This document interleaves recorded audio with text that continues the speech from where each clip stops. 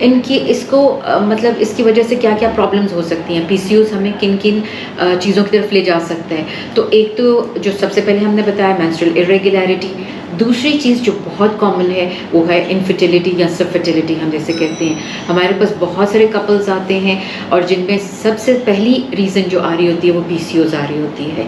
सो PCO को lightly मत लीजिए, try to understand that this is something which can lead to further complications in your life. और एक तो इनफर्टिलिटी हो गया, फिर उसके अलावा ये होता है कि इन लेटर इन लाइफ जो है वो डायबिटीज़ होने के चांसेस होते हैं, मोटापे की वजह से, मेंस्ट्रुअल इर्रेगुलैरिटी की वजह से, फैमिली प्रेशर्स की वजह से, इनफर्टिलिटी की वजह से डिप्रेशन की तरफ जाना शुरू हो जाते हैं, डिप्रेशन के शिकार हो जाते हैं।